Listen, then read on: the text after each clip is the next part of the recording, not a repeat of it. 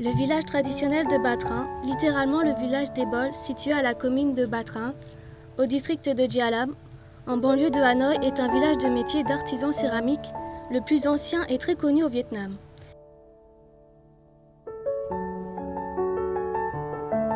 Grâce à la terre glaise blanche parfaite qui est le matériel le plus important pour les céramiques de haute qualité, ce village de poterie se développe bien.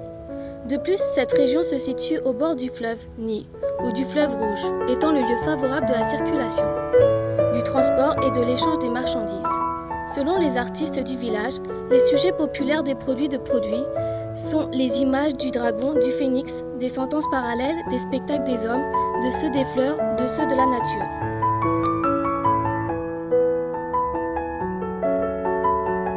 Tout exprime nettement la vie de prémonition et de philosophie des Vietnamiens. D'autres fois, à notre jour, existent toujours des centaines d'effluents actifs à Batrin. La vie de ce village où travaillent et produisent les habitants est si animée depuis plusieurs générations. Les céramiques de Batrin sont faites en terre glaise spéciale.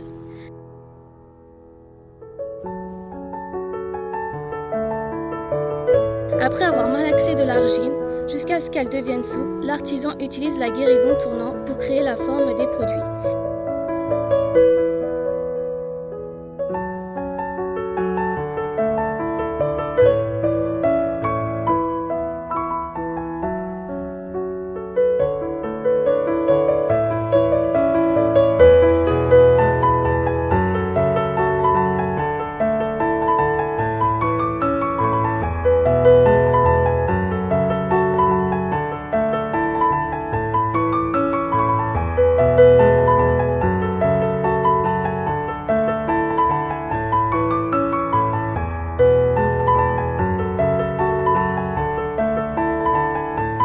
Puis sèche ceux-ci au soleil pour y peindre, les émailler et les mettre dans les fours.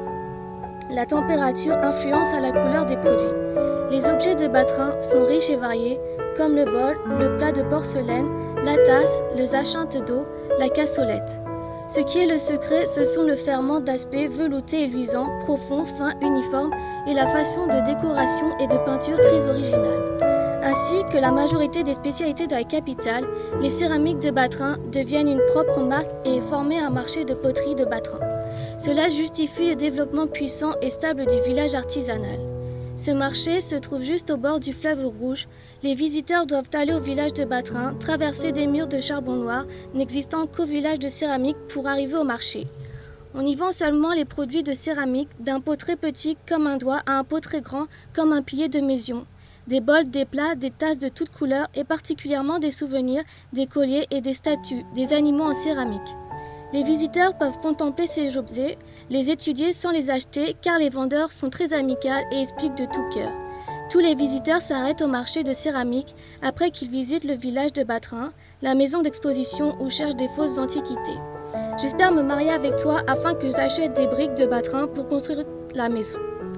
Depuis que les produits de Batrin ont apparu, la noblesse de la capitale de Thang Long ainsi que les agriculteurs à la campagne les apprécient.